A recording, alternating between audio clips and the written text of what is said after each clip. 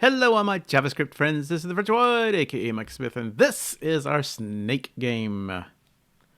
All right, this video is going to take a look at the UI, and we're talking about something that is real simple to understand, but I tell you, it is really complicated in everything it needs to do.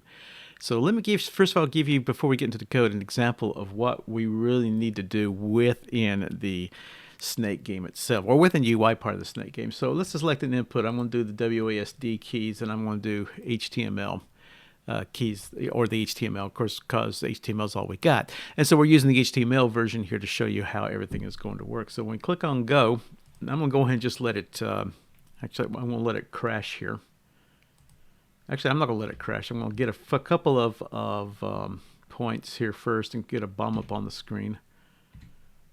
Of course, just my luck, no bomb will show up on the screen. Yep, just like my luck here, no bomb is going to show up on the screen. And then, of course, he wrecks. So let's try it again. Let's hit it one more time. I need to have a bomb on the screen to show something here. So like, come on, bomb. There we go. Come on, bomb. Give me a bomb. Da, da, da, da, da. There we go. We got a bomb on the screen. So let me go ahead and wreck. Good. Okay. So the UI portion is responsible for obviously drawing out the UI that you see here. But there's a lot that is going on. What are the different pieces that we have to do? And the idea here is that the game needs to be able to tell the UI, I need you to draw the snake. I need you to draw a bomb. I need you to draw the wall. I need you to draw the grid. I need you to draw a prize. I need you to draw the title. I need you to draw the score. I need you to update the score. I need you to display game over. I need you to show the collided with wall. I need you to figure out how to do the, when I click on try again, I need you to figure out what to do with try again. I need you to draw the go back button. I need you to do a whole bunch of different things. I need you to draw the head of the snake. I need you to draw the body of the snake. I need you to draw the snake as it moves. I need you to extend the body of the snake. So there is a lot that the UI has to do in performance of the game. Everything is done with events, and that's the real key here. So the idea is that the game will sit there and just wait for the UI to send events to occur. Well, actually, not quite. The game will first send the UI saying, I need you to draw the pitch. I need you to draw a prize. I need you to draw a snake. The UI will then come back and say, hey, the snake has been completed. The body has been completed, and blah, blah, blah, and so on and so forth, or the bomb has been completed. And so the idea here is there's going to be this dance and this coordination between the game and the UI. And all the UI, the game doesn't care what UI is connected to it. It's just going to say, draw me a snake at this position. Draw me a fence. Draw me a grid. Draw me a score. That's all it's going to care about. And it's going to be the responsibility of the UI to come back and say, hey, I've done with this. And what I have done here in anticipation of knowing how the 3D is going to work and possibly the 4D is that we will eventually have to start using promises and a lot to be able to get this working correctly, because we're going to drive this game to the point where it works as flawlessly and as seamlessly as possible, no matter which type of UI it's in. Right now, everything is not hard-coded to the UI, but it makes assumptions that we have a two-dimensional synchronous UI. But if you're going to 3D graphics, it's not going to be all that synchronous. It may be everything may be running in some threads. We don't know that. So that's one of the things that the UI will have to start taking care of. So let's take a look at some code. Now, within the Snake HTML JS here, it's very simple. All we have to do is to call a UI. We give it we say new UI with a UI name of HTML. So what I've decided to do on this particular one is to be able to, pass it a name, and then within the UI, the name will be able to signify which type of UI that we are currently using, whether it's HTML, 2D, 3D, whatever, terminal, whatever. And then all we have to do is just do the add UI to the game, and this will make a connection into the game, so the game will send out events over to UI saying, hey, draw snake, draw pitch, draw whatever. It knows exactly what to do at that point. So now let's take a look at the UI. And the UI is very, very simple. The idea here is it gets a particular factory name, and that factory name is located right up here at the UI factory. And this contains a mock UI that we use for testing purposes, and it contains an HTML UI. What will eventually happen is if we have the 2D, the 3D, and the 4D, or the terminal, that this will keep changing to 2D, 3D, 4D terminal, depending upon what we want. Right now, again, all we have is Snake HTML defined. And the idea here is that this will create, if it finds the factory, this will create a new factory using the data, that any kind of data we happen to pass to it. In this particular case, we're not passing any UI data. It defaults to blanks. As you can see, where we can see, you see here, there is no UI data. There very well could be UI data that's associated with some of the other pieces of information. Like, for instance, a terminal might be a good idea that has UI data where it says, hey, I'm not a browser, I'm something else completely. So that's, but that's neither here nor there. So the idea here is that we now have a UI instance, and in our particular case of HTML. And from that UI instance, we basically then start sending messages out. And all of the messages are based upon any of the events that occur. So for example, let's take a look at those events. Okay, within the game event, and I'll cover the game event in our next video in a lot more detail here, but in the game event, when we run the start of the game, I'm going to start telling the UI to draw the pitch, draw the snake, draw the score, draw the text, draw the message, draw all the different messages, set invisible to the messages, draw the action buttons, disable the buttons, hide the buttons, all these types of different UI operations. So everything is done on the UI itself. Now, in reality, once we start getting asynchronous, this is going to be draw pitch, then draw snake, then draw score, then draw text. Everything's going to be in a promise form. Right now, it's not in the promise form, so that will be one change. But within the game here, it's going to expect to have the UI to have a draw pitch, a draw snake, and a draw score. Does the game really care about what the UI does? No. All it cares about is, I need you to draw me a pitch. I need you to draw me a snake. I need you to draw me the score. That's all it really cares about. The UI will come in here and say, okay, I've got the draw pitch there. Here's my draw snake. Here's my draw prize. Here's my draw score. Those are the three examples I showed before. And in each one of those, I've sat there and said, the game expects us to have these methods. I'm going to do these methods. I then expect the UI itself to have these methods. So the UI class is responsible for being the interface between the physical UI and the game itself. So the game calls the physical UI saying, draw this, draw that, draw that. And then the UI itself says, okay, I'm actually connected up to the HTML, and so I'll draw this. I'm actually connected up to the 3D, I'll draw this, and so on and so forth. So all of these different methods here, how we clear out a prize, how we draw a score, how we draw the action buttons, what we do when we update the score, when we clear the score, when we draw the game over, when we clear the game over, start the countdowns, draw the messages, so on and so on and so forth, and whatever, all of that information is available within the UI that then passes it on into the physical UI itself for it to do whatever it has to do. And that's the beauty of the system here, is that the game couldn't care less what UI is connected up to it, as could neither the UI class itself.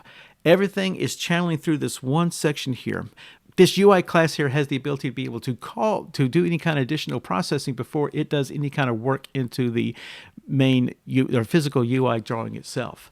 And that's really all there is to it. So let's take a quick look at what an HTML looks like itself. Now, what I got here on the left here is, you can tell I've already got a couple of different classes, blank classes, pretty much already set up. We'll cover the action buttons here in a second, but this is where my 2D is going to live. This is where my 3D is going to live. My 4D is going to live. This is where my terminal is going to live. This is where my HTML is going to live. And as you can tell here, we already got an HTML. And here we go. Here, the draw pitch. This is everything I got to do for a draw pitch. This is everything I got to do to draw a snake. This is everything I got to do for a clear snake. Everything I got to do to draw a score. To draw the action buttons, to update the action buttons, to update the score, to update the snake, to start the countdown, to clear the countdown, to draw the messages out, to clear a message, to clear all the messages, to hide a message, to show a message, invisible messages, draw prices, clear prices, draw text, whatever. It doesn't really matter. The whole idea here is that this is the physical part of the code that says, and this is what I need to do to draw it on the HTML level. Like, for instance, I'm using a grid pattern here, so everything is based upon the nth child, depending upon the location of in this case, location of the prize, or the location of, let's see if I can find another good example here. Location, here's a good, for the update snake. There's really not a whole lot here, but the key here is that all I got is a bunch of, let me just let me clear this out real quick first so we can see the whole screen. The idea here is that my snake head is located at a certain point on the grid, and this is really, if you think of it, just one giant linear grid. All I've really done here is just that I've set different classes on the bodies. So within those different classes, let me just go to my CSS.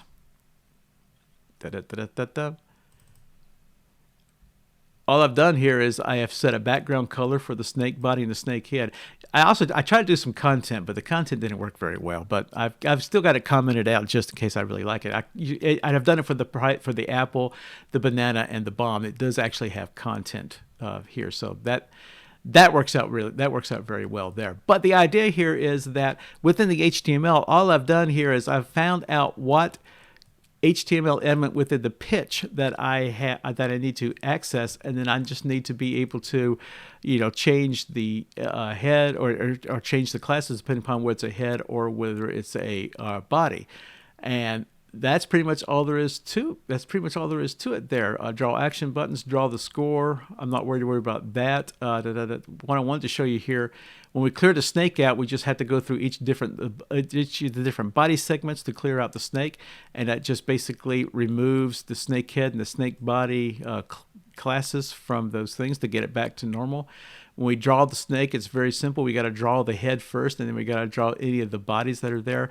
But the key to each one of these is that at the very end, I send the game event back out saying, "Hey, I've got a draw snake complete." So I am now telling the game, "Hey, I've completed this. I've completed the drawing." Now, what I should have done here, and I have to admit here, I will be changing this probably next year when I go through a little refactoring. What I should do here is, instead of doing it straight to the game, I should do it like the inputs and set it straight back into the UI, so that the UI will then capture that event, do whatever processing it has to do, and then send it back over to the game. But I don't do that with this one. I send it straight to the game itself. So that's something I will be changing probably next year. But the key here is that I know for a fact that when I get into the 3D and I use Babylon JS, that some of the drawing is going to be more asynchronous. It's going to be more fluid. So I need to have the system know when the drawing has been completed. And that's what these draw pitch completes, draw snake completes. That's what all these events are all about. It is to be able to inform the game that we have completed the drawings or completed all the updates on the UI side that we need to update. You may now continue to do something else that you wish to. The draw pitch, let me just show you what I mean by the draw pitch here when I say it's linear. In reality, all I have done is I've set some different properties for some dimensions here, and CSS uses those properties at the top here to be able to fill in, to be able to determine what the grid pattern looks like. So I have got literally a linear supply of cells. I don't have, the cells are not backed up. In fact, let me just kind of show that to you here real quick. I'm going to go here and I'm going to do an inspect on this. Let me bring the inspection over here real quick. So as you can tell here, this happens to be the pitch itself here. Notice there is no rows and columns. It is just one giant long series of spans. And all of these different spans here, it just represents a particular cell. When it has a wall, it has a wall class to it. When it has the snake, it has a snake head. Here, in fact, here's the snake. Here's the snake head, snake body, and all that kind of fun stuff. There's the wall, and all that kind of fun stuff there. And there should be, there's the prize that was on the screen, the prize banana. So that shows you some of the different things or what the pitch itself looks like. It's just one big giant elongated span. So what I have done is that in my code here, I'm using grids or a display grid to be able to grid it up to make it all nice and pretty and square, so that it ends up looking like this right here, all nice and pretty in that respect. So that's how that works in particular. And then it's just a basically matter here is just drawing it as it is. And I put the different wall classes there.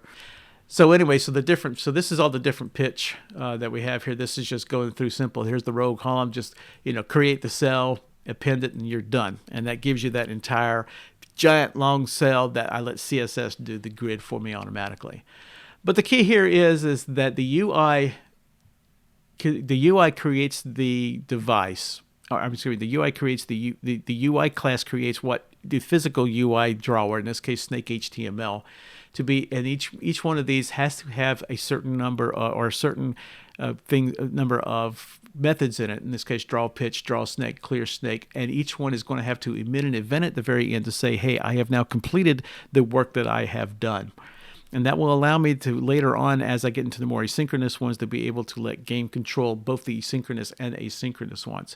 But the whole idea here, when it all comes down to it, is that all I have to do is, there it is. All I have to do is say, hey, UI, here's my UI game. I want you to add this UI game. You do whatever you want to do. And the game is going to come back and say, hey, I need you to draw the pitch. I need you to draw the snake. I need you to draw the score.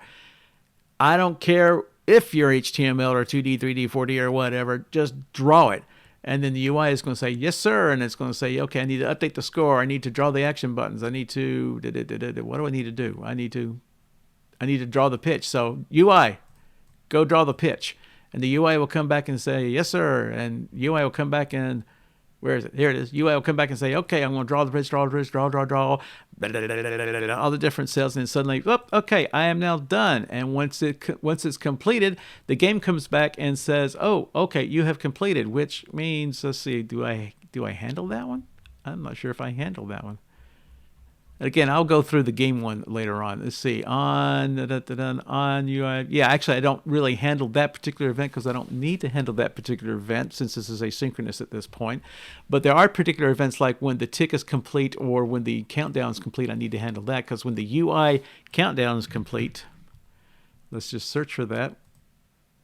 When the UI countdown is complete, I need to clear it out. I need to draw a prize, and I need to set the timing for the interval to get the snake to move. And that's pretty much it, all there is to it. So that's the key to the game on the UI side of the game. It actually is very simple, works just like the inputs. I try to obfuscate as much as I possibly can. There's still some refactoring I need to do, but that's all there is to it. So our next video is going to be the actual game itself, and we'll go through what this game class here does, this big, huge, long game class, and show you exactly how it handles the events, exactly how it draws out the sequence of the game, and how it manages everything. Thanks for watching. Subscribe to this channel to view more videos. Click on the like button on this video and visit us at TheVirtuoid.com. Also, support us on Patreon, where you can get access to member-only videos. Links are down below. Again, thank you very much for watching, and keep on coding.